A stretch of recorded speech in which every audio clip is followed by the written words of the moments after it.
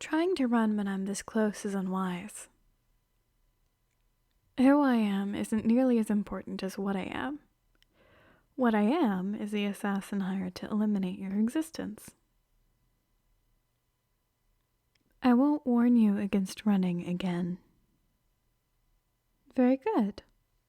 Thank you for your cooperation. As a reward, I'll tell you now that I have no intention of harming you. I would not have awakened you to perform a hit. That would have been terribly inefficient as it adds unnecessary and unpredictable variables. Though you have absolutely no say in this, I'm pleased that you approve of my decision to spare you. Obviously, I do require something from you, however. I wouldn't be here otherwise. I need for you to tell me who ordered this contract on your life and why. I'm certain you can produce the answer given time. Since we may be here for a while, I'll make myself comfortable. Slide over, please. I intend to be comfortable. Your bed is the most agreeable piece of furniture to rest upon, though your lap looks cozy as well, or perhaps you'd like to sit on my lap. Please spare me your speeches on propriety. Do I seriously seem the type who'd care for societal rules? If you would rather not be touched, I'll respect that. However, I am sitting on the bed. Now that that's settled, I feel I must explain my business practices somewhat. Like any who are talented at their trade, I have the luxury of deciding to reject a contract at any time. There are far more contracts than I could ever perform in my lifetime. Well, yes, I suppose it is a distressing thought. I've never really pondered it. I do, however, put much thought into which contracts I accept. Mindless, useless killing is beneath me. If I agree to a job, I want to be sure the target's absence from this world would be more beneficial than their presence. I also ensure the intel I'm given on them is correct. What's so surprising about it? Most individuals have core values and ethics, with the exception of the severely mentally ill, of course. Now, no more interruptions, please. Here, I have another pillow to put around you. Comfortable? Good. Now, the anonymous person or group who hired me to take care of you gave me a falsified file. When I checked the accuracy, I realized that while the basic personal data was accurate, the rest appeared to be fabricated. Well, for instance, the file listed your occupation as a lead researcher for a chemical company developing deadly nerve agents. You don't have to convince me of anything. I did my research. I know you work in retail during the week and wait tables on the weekends. You have no ties to the mob, no arrests, only one minor traffic ticket, and you have no known enemies. In fact, you're such a hopeless introvert that not many people even know you exist. Whoa there, Tiger. I'm not trying to insult you. Introverts in sweats with bed heads are adorable. They're so quiet, snuggly, and sweet. The world needs more of them, if you ask me. If you're finished being small and fierce for now, I need to know why anyone would suddenly want you gone. Did you see something you shouldn't? Maybe you had a fender bender with a shady character. Did you, I don't know, spit in someone's food at any time? I realize when working in customer service, you're witness to the worst aspects of humanity. I have no doubt you've been treated quite cruelly and threatened on more than one occasion. Is there any particular instance where you felt more endangered than at any other time? A man in a suit at the big box store where you work. That's promising. What did this gentleman say, and in what context? He waited until you were leaving work to approach you. I see. Do go on, please. The man told you calmly, in an almost conversational tone, to ensure that your affairs were in order because you wouldn't live to see the next month. What on earth did you do to inspire such a vengeful rage? I beg your pardon? You ditched him? Ah, I see.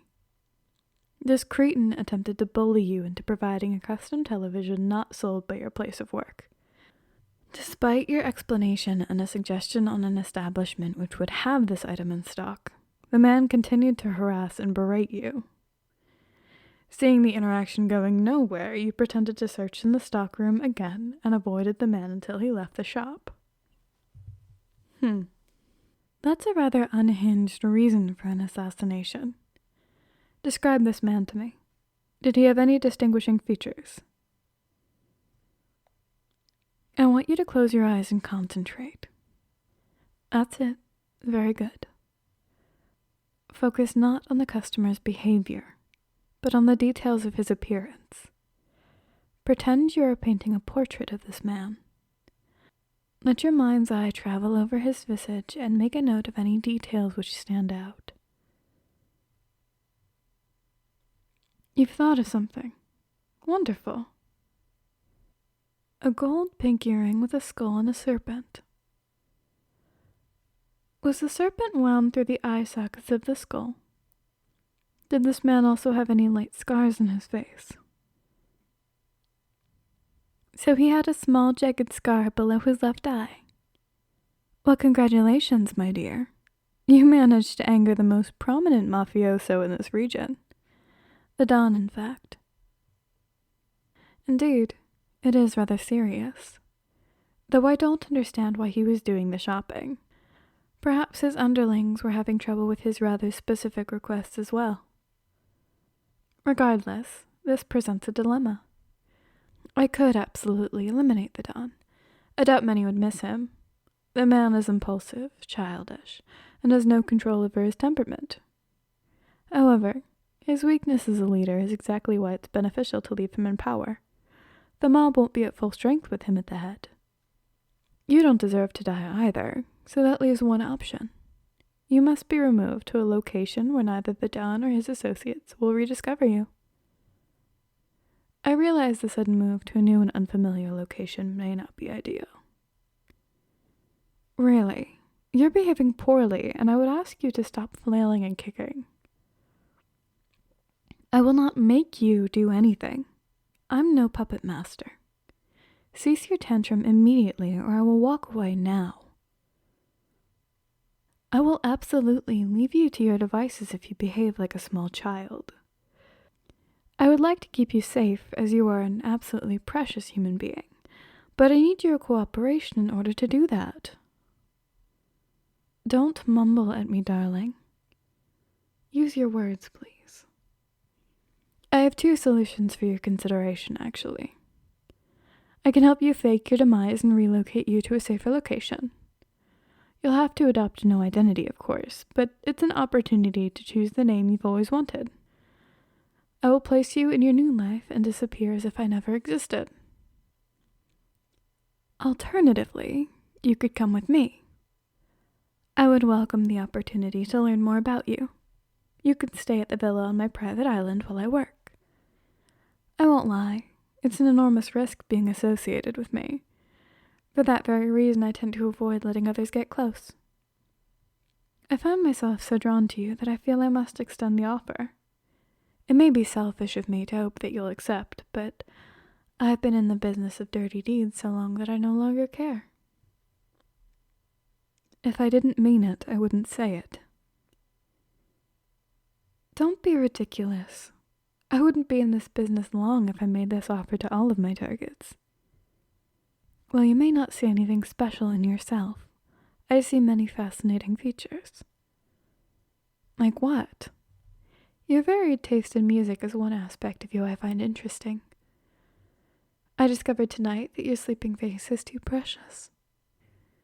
Also, the soft and submissive way you say sorry just melts my heart. My favorite aspect of your personality is how strongly you feel about helping others in need, especially the vulnerable. You call yourself weak, but weakness is not what I see in you.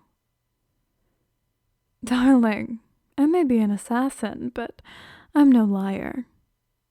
You're doing it again. The self-deprecating. I don't know who crushed you emotionally when you were younger, but you didn't deserve it then, and you don't deserve it now. You deserve the kindness you extend so willingly, sweetness. In my humble opinion, you deserve far more. I've become quite biased when it comes to you, I'm afraid. I'm not very adept at this, but would you like for me to embrace you? This is wonderful and very soothing. You are indeed very cuddly, darling. I could do this for hours. However, dawn is approaching and I must press you for your decision. It is a life-changing decision, I'll grant you. I'll make it easier. Should you choose to come with me and we find we aren't compatible, the first offer to relocate you still stands. Of course, darling. Love and care are verbs requiring conscious decision, not emotional trifles. I would like to know that you are safe, whether our lives are intertwined or we pass like ships in the night. I'm insulted, really, that you take me for some obsessive creeper who'd simply toss you aside after the newness faded. I forgive you, of course. You're far too precious for me to stay annoyed. You will. Darling, I'm delighted. We leave immediately, and I will take care of shipping any possessions which hold sentimental value for you. The rest of your belongings will, tragically, be lost in the mysterious fire which will consume your apartment. It will be contained to your apartment alone, don't worry. Waste not, remember? The only life lost will be your old identity. Well, and the medical cadaver I purchased. The less you know, the better, sweetness. Here, allow me to help you up. Just wrap yourself in your bathrobe. I'll give you my card to shop online later.